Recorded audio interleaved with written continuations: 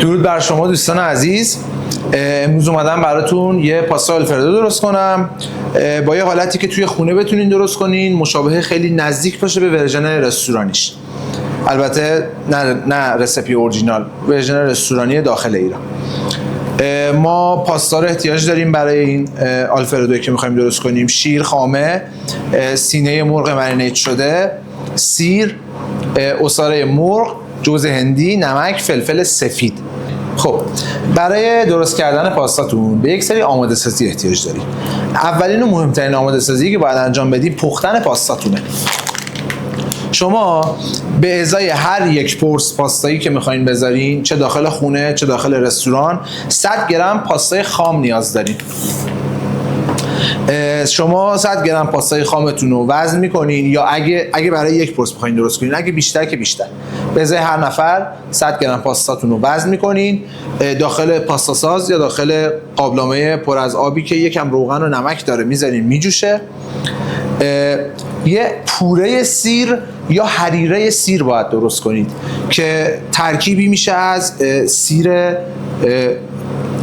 رنده شده ریز، یا اگه بتونید با دستگاه مخلوط کن درست کنید، میذارید تو مخلوط کن که مخلوط بشه، به اضافه روغن مایع که این هم نگهداری سیر رو انجام میده روغن براتون، یعنی باعث میشه که سیرتون فاسد نشه، همین که مزه سیر به خورد روغنتون میره. شما توی هر غذایی که بخواین از طعم سیر استفاده کنین، میتونین که اینو هم بزنین و داخل اون غذا بریزید استفاده کنین.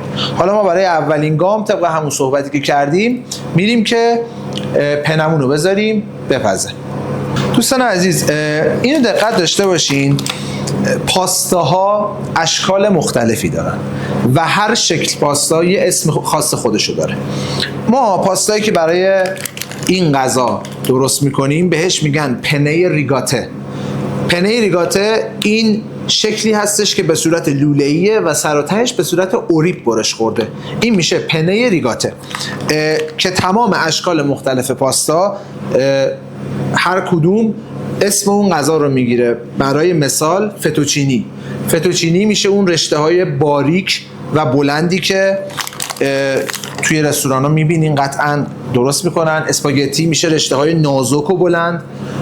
لازانیا که همون ورقه های بزرگه، یا مثلا هر شکل دیگه ای اسم خاص خودشه داره که اون اسم رو روی همون غذا هم اصولا میذارن. و سسش که جدا، این الان پنه است با سس آلفردو. خب الان ما توی این مرحله پاستامون رو وزن میکنیم.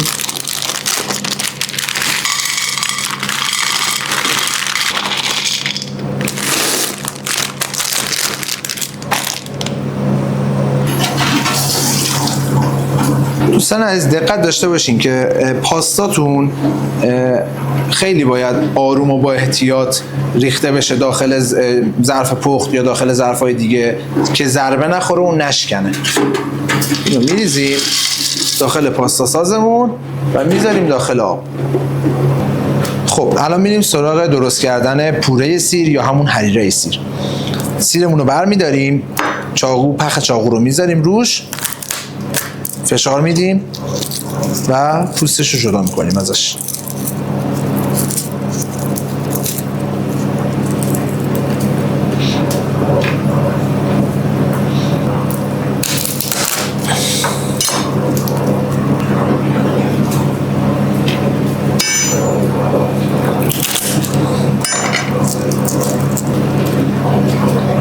خب الان سیرامون رو میریزیم داخل غذاساز یا داخل مخلوط کن، از هر دوتاش میتونین استفاده کنین. روغن مایع میریزیم داخلش و میذاریم که مخلوط بشه.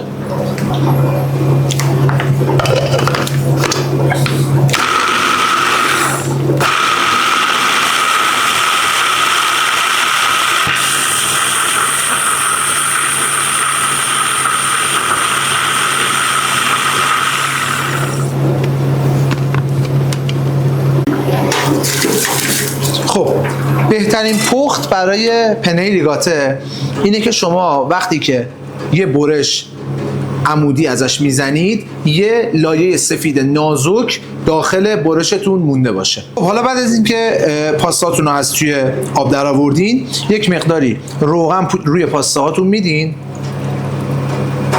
و پاستا هاتون رو کامل مخلوط میکنین که پاستا هاتون به هم دیگه نچسبه.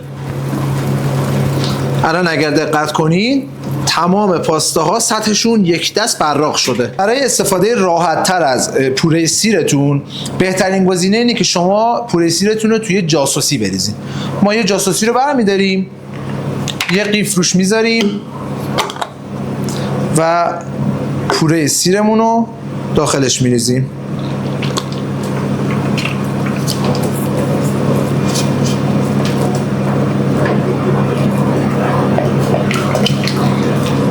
قبل از اینکه پخت پاستاتون رو توی مایتابه شروع کنین، مرغتون رو میذارین که گریل بشه.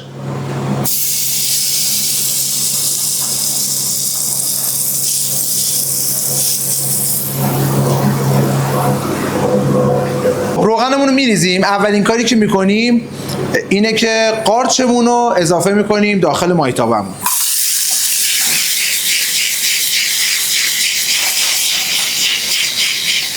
قارچمون که آبش گرفته شد نیازی نداره که برشته بشه، خیلی همینجوری آبش که فقط گرفته شه یه مقدار آبدار میمونه. الان توی مرحله‌ایه که پوره سیرمون رو باید اضافه کنیم. پوره سیرمون رو اینجا اضافه میکنیم یه مقدار.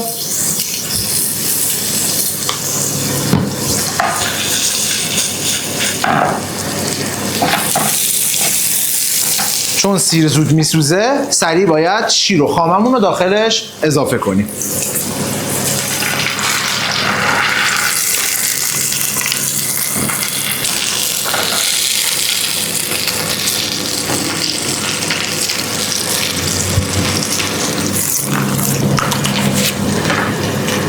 خب حالا هم میزنیم که شیر و خاممون مخلوط بشن با هم دیگه. حالا تو این مرحله نیازی نداریم که نمک اضافه کنیم. چرا؟ چون ما عصاره مرغ اضافه میکنیم. عصاره مرغ به اندازه کافی شور هستن. اگه عصاره مرغ ایرانی استفاده میکنید به اندازه کافی شوره، نیازی نداره که نمک بریزید داخلش. همون عصاره مرغ کافیه براش. عصاره مرغ رو میریزیم. حالا این نکته راجع به فلفل غذاتون بهتون بگم.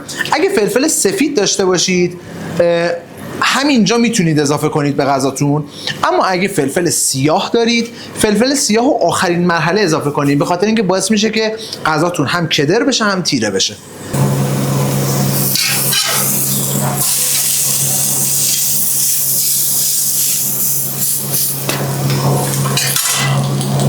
حالا پاستاهایی که موندن یکم خنک شدن یا حالا آماده سازی کردین توی فریزر بودن، پاستاها رو اضافه میکنیم داخل سسمون.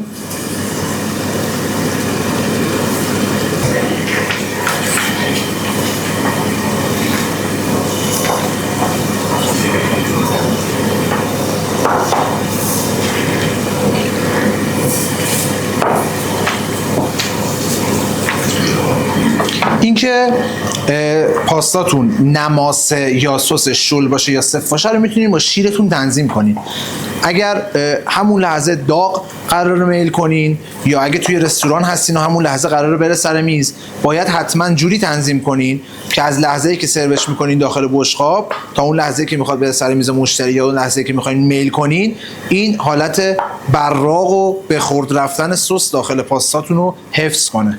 نه سستون جدا بشه نه اینکه ماسیده بشه. دوستان عزیزم، توی گریل کردن چه مرغ چه گوشت ما به این کار میگیم مارک کردن.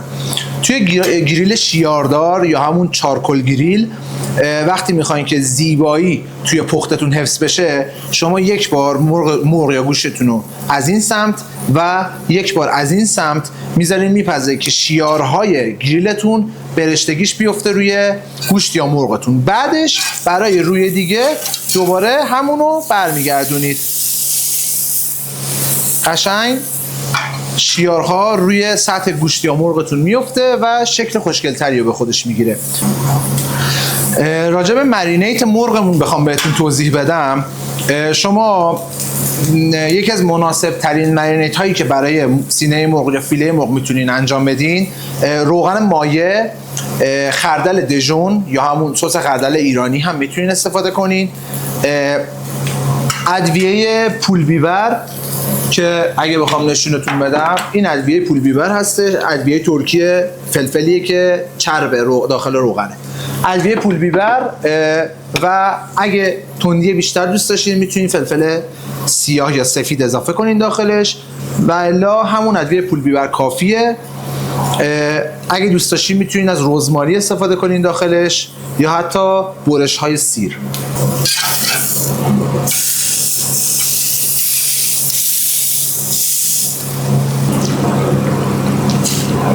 پاستاتون رو داخل ظرف سرو میکنین. برای تزیین روی پاستاتون چند تا نکته هست. شما میتونین مثل کاری که الان من میخوام بکنم خود مرغتون رو به عنوان تزیین استفاده کنین و به این صورت برش بزنید و به این صورت روی پاستاتون قرار بدید. هم میتونید در آخر پنیر پارمزان حتما اضافه کنید، یعنی حتی اگه مرغ هم گذاشتین مثل الان پنیر پارمزان اضافه میکنید. میتونید از جعفری خرد شده یا برگ جعفری و گوجه گیلاسی هم برای تزیین صرفا استفاده کنید.